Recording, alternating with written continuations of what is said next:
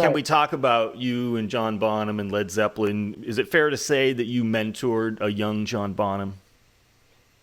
Well, while he was on the road, and from what I understood from him, I was like one of his idols. Not a total idol. Gene Krupa was another idol. The R&B guys was idol. I was one of his rock idols, probably along with Ginger Baker and Mitch. But he liked my style better because my style was power style. I was hitting hard. Right. Mitch didn't hit hard, neither did Ginger. Keith didn't really hit. Keith Moon didn't hit hard either. Well, when I came out, I was really hitting hard. And when I came out with the big drums, the oversized drums, the 26 bass drums, and the marching tenor drum was my small tom, 16 by 18 floor tom, and a 22 bass drum on its side, and then the gong. At some point I had chimes. I had all kinds of orchestral stuff. When he saw that set, they opened up for us. We got the album first, and when I heard Good Times, Bad Times, I said, man, this guy is badass. I said, what a foot on him. I love this guy, And then I heard some similarities in his playing to my playing, like the a triplet, which was one of my trademarks back then, and then those things were one of my trademarks. I heard some similarity. So when I met him, he told me that was one of his idols and that he listened to all the Vanilla Fudge records, and that I said, man, I love that triplet on the bass drum. And he said, well, I got that from you. And I said, I don't do that. He said, yeah, you do. I said, I don't do that. And I'm arguing with him. And he pointed out on one of my records, I think it was on the Renaissance record, where I went something like bop, doodle-a-bop, doodle-a-bop, doodle-a-bop, doodle-a-bop, doodle-a-bop, like that. And he took that and went diddle-a-diddle-a-diddle-a-diddle-a, with the 16-note triplet with the rest on the first one.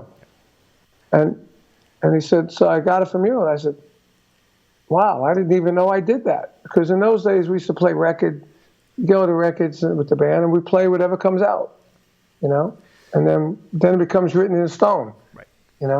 So in some ways, it could be the Appice triplets as well as the Bonham triplets. Well, I mean, it was the half triplet was mine, but the full-on triplet was definitely his. Yeah. But again, it's the same thing like Joe Morello said.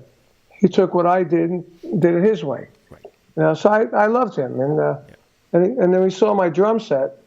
He said, oh, man, I would love to get a drum set like that.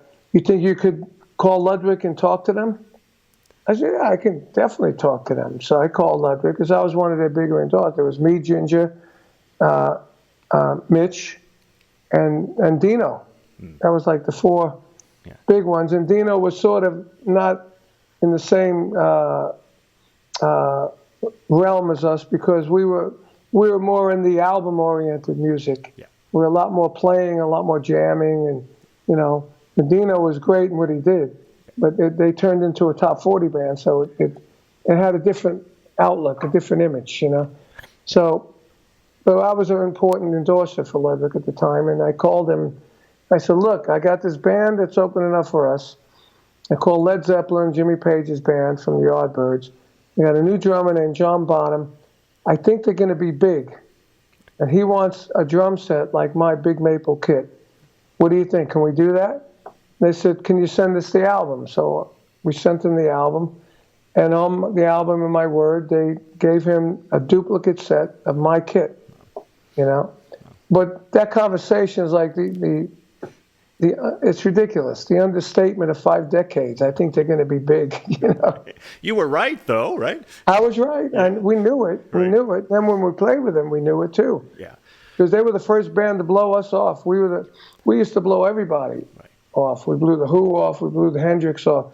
We blew off the Cream. We blew off all the big groups at the time. And a lot of groups we were playing equal bill with, we weren't opening, but we blew them off anyway. Yeah. The Fudge was nobody like us, and it was very dynamic, and we moved around on stage, and everyone else stood still, And I mean, I used to walk around with Robert Plant and John Bonham in Hollywood. I remember telling Robert he should move around more.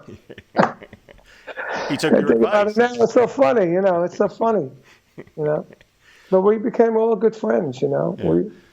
And when John died, I was playing with Rod at the time, and there was big rumors going around that I was going to be the one to fill it in, me or Cozy Powell.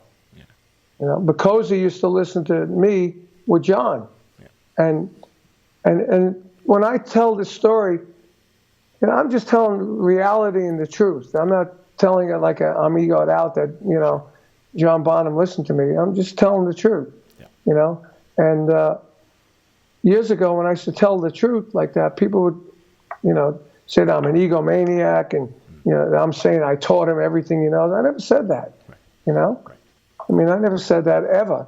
Sure. And but then a book came out called The Thunder of Drums that Chris Welch wrote. Yes. And Chris interviewed John, many, many times, and found out that he used to listen to my music. And after that first tour, he came back raving about how excited he was that he was touring with Vanilla Fudge and watching me every night, and him and Cozy Powell raving to each other about it, talking to each other about it. And, because they were both from Birmingham.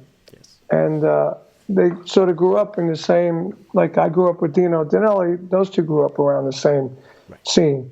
So when that book came out, it sort of set the record straight, so that when I talked about it, and then I still didn't talk about it until like Rhythm Magazine and Modern Drummer would say the man that influenced John Bonham, Carmine Appice. And now I'm not saying it. Right. So it makes it okay. That's right. And obviously, that ship has sailed. I don't think the Zeppelin is going to fly again, but would you have taken that gig if you got offered it? Oh, definitely. Yeah. Definitely. Yeah. Because, at the time when that happened, a lot of the stuff that Bonzo played was played number one on the big drums that he got, from me, and the gong and everything. I had the gong and he got the gong. Then he was the first one to get the new pasty gong stand, the big ones behind him. Then I think I was the second one. Wow. And I got a bigger gong then. Yeah. Can I also ask, when was the last time you saw John, and what was that interaction like? It's hard to say. Probably 1979. Okay.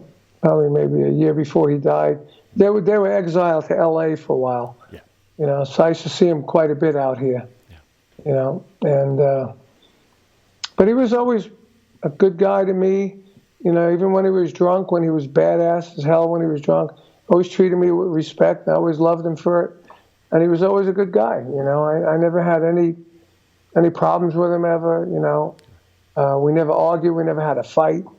And he used to come watch me play, and he came to a drum clinic I did in New Jersey one time at Sam Ash. Yeah. He showed up, and wow! And he had a beer in his hand, and he left the bottle there. They still have the bottle. Is that right? Yeah. It's the bottle that John Bonham drank from at the Carmine Appice Drum Clinic. It's classic stuff. I can't imagine showing up to a drum clinic and having Carmine Appice and John Bonham there. That's incredible. Yeah, I know. Awesome. Yeah, that is amazing. You talked about it's such a different time back then to now. And back then, certainly, alcohol and drugs were much more, people were experimenting, much more excess. There were no treatment options, none of that stuff. Were there ever thoughts, whether it was John Bonham or somebody else, that, hey, there's got to be a line here. It's cool to party and have fun, but where was the line, if there was ever, that anyone would ever say, hey, buddy, I'm concerned about you, maybe chill out tonight? I mean, there's been a line. I never had that line with John Bonham, but I had that line with Tommy Bolin. Yeah. Last time I saw Tommy Bolin was in a rehearsal. Mark Stein was playing with him. I went down, and Tommy was so out of it that, we said to him, I said, dude, you got to stop doing this stuff. You're going to kill yourself. And on that tour, he killed himself. Yeah. But the only other one was John's son, Jason. Jason was following the footsteps of his dad, drinking a lot, doing all the drugs, and I saw him at a NAMM show one time. And I laced into him because I knew him when he was a baby. I knew it was John's wife. I knew Jason when he was young. In fact, John Bonham gave him my realistic rock book to his son. When he was a kid. But And when I saw him, I said, dude, you got to stop doing this. Your father killed himself by doing this. You want to do the same thing? I know you want to follow in his footsteps, but you don't want to follow those ones. Something along those lines.